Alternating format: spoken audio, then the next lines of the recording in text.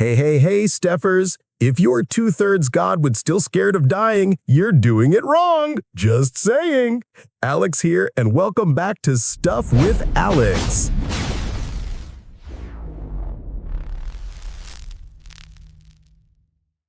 Let's just rip the Band-Aid off. We are not starting 4,000 years ago in some dusty museum basement. We are starting in 2003. We're talking modern-day Iraq, chaos theory, and ancient artifacts being quietly shoved into the geopolitical trunk. In April 2003, before the world descended into the fog of the invasion of Iraq, a German-led archaeological expedition working near the ancient ruins of Uruk dropped a bombshell. They announced they had found a burial structure that matched one of the most famous fantastical descriptions in all of human history, the tomb of King Gilgamesh. Archaeologist Jörg Fassbinder and his team used advanced magnetometry, basically ground-penetrating radar that can see through centuries of dirt and war, to survey the area. They detected the definitive remains of a burned mud brick structure in the middle of the former Euphrates riverbed. The Epic of Gilgamesh, the oldest story ever recorded, says the king was buried right there, under the diverted waters of the Euphrates, in a massive tomb. Fassbinder himself said the finding looked very similar to that described in the epic, though he cautioned against absolute certainty. Now, here is the cosmic punchline. The reports detailing this world-altering discovery were made public right around the time the US-led invasion was escalating. This created the ultimate archaeological cover-up scenario. Conspiracy circles immediately seized on the timing. Why?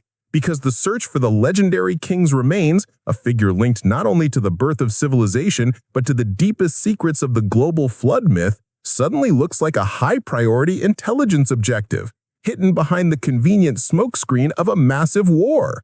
We're talking about the oldest literary hero, possibly the key to pre-flood knowledge, and a discovery announced just as all research, accountability, and documentation vanished into the chaos of military intervention. We are going to find out why this ancient king is still such a huge deal, and how his story might contain the key to a global catastrophe that wiped the slate clean. The foundation of any good conspiracy deep dive is establishing that the figure in question was both real and immensely powerful. Gilgamesh checks both boxes. He was the fifth king of Uruk, reigning around 2700 BCE, placing him squarely in the early dynastic II period. It is generally accepted that Gilgamesh was a historical figure because inscriptions confirm the existence of other figures associated with him, such as the kings Emmebarajesi and Aga of Kish. Thus, the epic wasn't invented whole cloth. It was an ancient historical thriller that was likely composed as entertainment for the courts of the kings of Ur. Now, Gilgamesh was said to be two-thirds god and one-third man.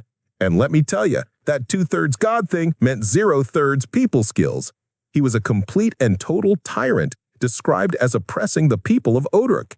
His subjects, fed up with his prideful tyranny, prayed desperately to the gods to do something about their unbearable king. The gods, in their infinite wisdom, and probably because Gilgamesh was messing up the vibe, decided the only way to stop a semi-divine brute was to create another brute. They made Enkidu, a wild man covered in hair who ran with the animals. Enkidu was pure nature, the complete antithesis of the civilized city. To bring Enkidu into the orbit of civilization, the gods send the harlot Shamhat. Her intimate connection with Enkidu signals his irreversible joining of human civilization. This is an uncomfortable truth the epic presents. Civilization, while offering protection and knowledge, is often portrayed in an ambiguous light, suggesting it can also be a corrupting force. When Enkidu finally arrives in Uruk, he challenges Gilgamesh to a brutal test of strength. Gilgamesh wins, but the important thing is the outcome. The fight transforms both men for the better, quickly forging them into inseparable friends and companions. Their bond is celebrated as the most important love in the epic, establishing a crucial theme of friendship and fraternity.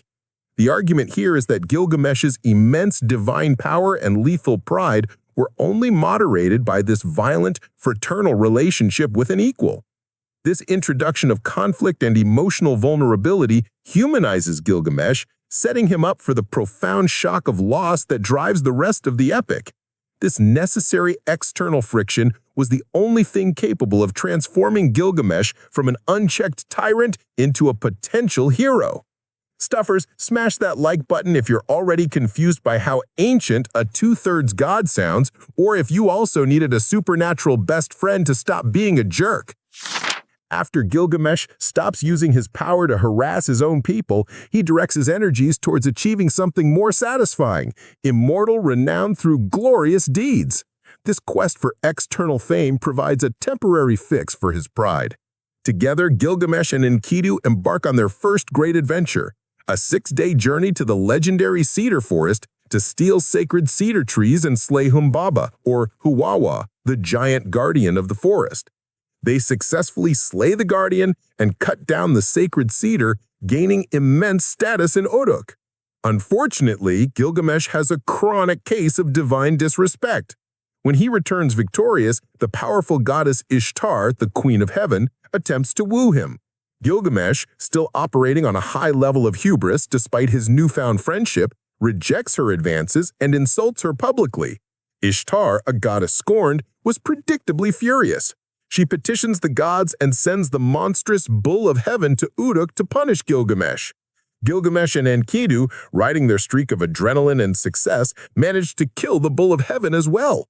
But Enkidu, taking the insult to the next level, a move that proves to be one of the most fatal acts of passive aggression in literary history, tears out the bull's right thigh and throws it right at Ishtar. This act was high treason and a grave offense against the divine court. The gods convened and decided they could no longer tolerate this chaos. One of the heroes had to pay the ultimate price for the cumulative crimes, which included the slaying of Humbaba and the bull of heaven. They sentenced Enkidu to death. Enkidu falls seriously ill and dies slowly, dramatically, and horribly, leaving Gilgamesh shattered. This tragedy established a brutal cosmic law. Mortality is not just fate, it is often a consequence of defiance against the gods. Enkidu's death was transactional. The gods allowed Gilgamesh to achieve great glory, but they used Enkidu's mortality as leverage, punishing Gilgamesh by taking the one person who had redeemed him and moderated his pride. The remaining epic is entirely fueled by Gilgamesh's hysterical fear of death, which is inseparable from his paralyzing grief over his friend. The underlying point is that glory-seeking acts, when driven purely by pride and disrespect for cosmic order, come with a severe, often unexpected price tag. You know you messed up when you kill a deity's sacred animal and then toss a piece of its corpse at her. That's a passive-aggressive level 10. Stay tuned, because after the break, Gilgamesh starts his pathetic road trip to find the cheat code for death. The death of Enkidu breaks Gilgamesh. The previously invincible king now grapples with the inevitability of death. Consumed by the fear of becoming dust, Gilgamesh begins his ultimate quest, a frantic journey across the world to find Utnapishtim, the only man in history to have achieved eternal life. This journey leads Gilgamesh to Utnapishtim, who grants the distraught king a single audience and recounts his secret history. This is Tablet 11, the famous section that contains the Babylonian flood narrative. This narrative is historically significant because it draws heavily from older Mesopotamian literature, particularly the Epic of Atrahasis, and is often viewed by scholars as a later editorial addition to the Gilgamesh narrative. Utnapishtim explains that the great gods, Anim, Enlil, Ninurta, Ennugi, and Ea, were sworn to absolute secrecy about their plan to destroy humanity with a catastrophic flood. In the pagan myth, the gods misbehave and the humans are simply subject to their will and whims. The chief god, Enlil, ordered the flood, apparently provoked by the noise of humanity disturbing his rest. However, the god Ea, Sumerian, Enki, chose to betray the conspiracy. He did this not by speaking directly to Utnapishtim, but by repeating the entire secret plan through a reed wall in a reed house, allowing Utnapishtim to overhear it, thus technically preserving the vow of secrecy. Ea commanded Utnapishtim to demolish his house and build a giant boat of equal dimensions, regardless of the cost, to keep living beings alive. Utnapishtim, as the leader and warrior of his people, promised to obey. This narrative provides a profound contrast with later flood accounts, demonstrating how narratives are morally refined over time. Ancient flood narratives comparison.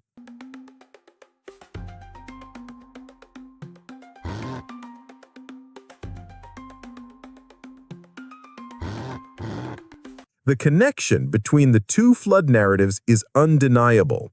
The analysis of this parallel suggests that the Hebrew biblical tradition didn't simply borrow the flood myth, it systematically purified it. By making the hero, Noah, righteous, and the divine motivation, God, based on moral justice for human wickedness, they corrected the ancient pagan narrative of arbitrary, capricious gods. This transformation elevates the subsequent theology and firmly establishes the universal principle of justice, changing a story of divine pettiness into a foundational myth of moral governance. The end result for Utnapishtim? Enlil, the same god who caused the flood, boards the boat and, grasping Utnapishtim's hand, declares, "Formerly, Utnapishtim was a human being, but now he and his wife have become gods like us. Let Utnapishtim reside far away at the mouth of the rivers." This meant immortality, but it was a unique, non-repeatable gift. Drop your wildest theory in the comments. Which version of the flood story feels more realistic for an ancient deity? The one where a god sneaks information through a wall like a high school gossip, or the one where everyone gets a memo? Gilgamesh has traveled to the edge of the world, endured trials, and listened to the oldest survival story, only to be told that his quest is essentially pointless. Utnapishtim, perhaps pitying the two-thirds god who is terrified of becoming zero-thirds god, gives Gilgamesh one final chance.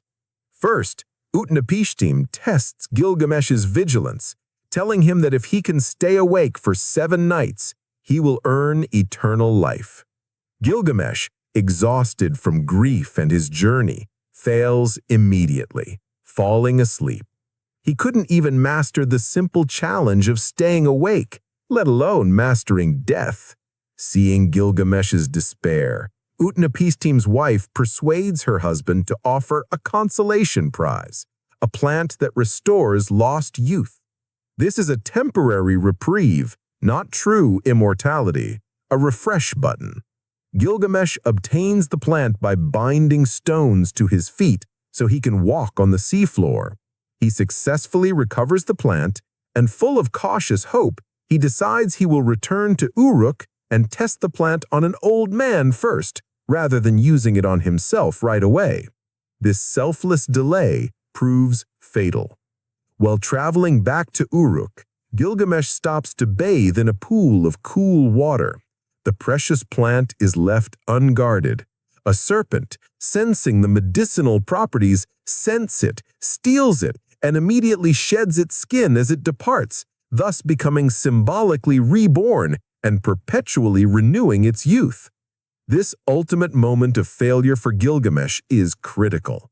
The serpent, an ancient symbol of wisdom and treachery, snatches the biological secret because Gilgamesh dropped his guard at a stop for purification. The failure highlights the symbolic cost of knowledge and the fleeting nature of biological cures for mortality. Gilgamesh, having failed both the divine test and the biological solution, weeps, acknowledging the complete futility of his quest. His failure forces him into a profound philosophical pivot. He returns to Uruk, defeated, but as he approaches the city, the sight of its massive, enduring wall is the only thing that provokes him to praise. He realizes that mortals can achieve immortality not through conquering death itself, but through the lasting works of civilization and culture. The wall, built of burned mud bricks and visible from a distance, shifts from an instrument of his former tyranny to a symbol of collective human capacity and enduring legacy. That snake is the ultimate jerk move in literary history. It's like finding the cure for cancer and then losing the flash drive because you decided to jump in a river. Talk about self-deprecating failure. It makes my streaming numbers look good, honestly.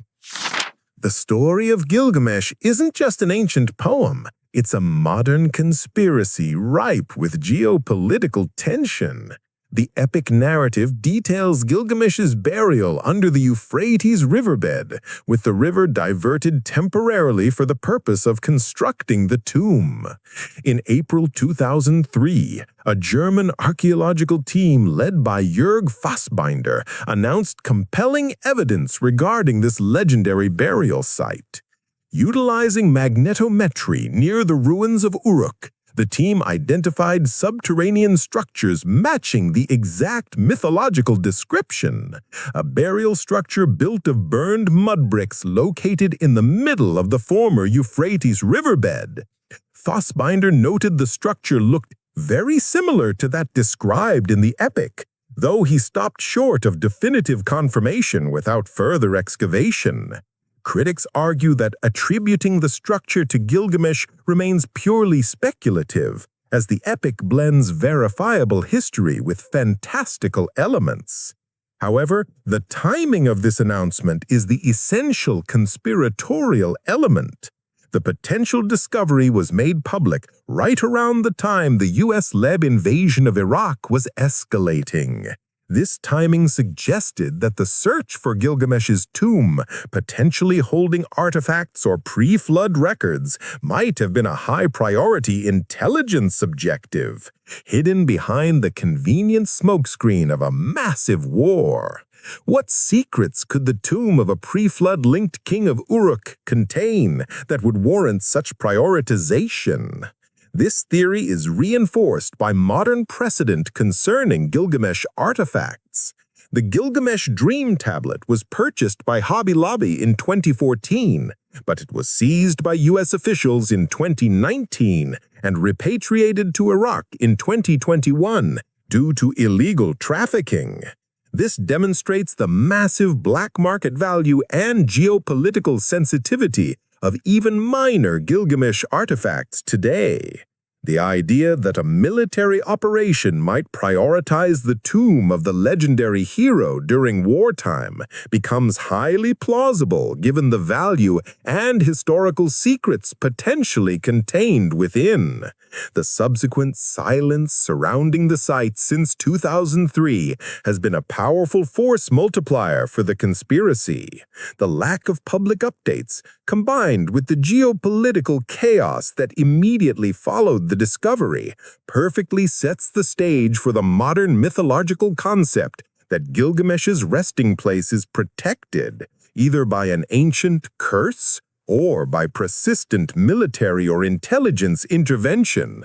The reality of artifact smuggling proves the high value and secrecy surrounding these items, suggesting the archaeological vacuum is intentionally maintained because the discovery is too significant to reveal. Drop your wildest theory in the comments. Was the tomb real or just a really good distraction?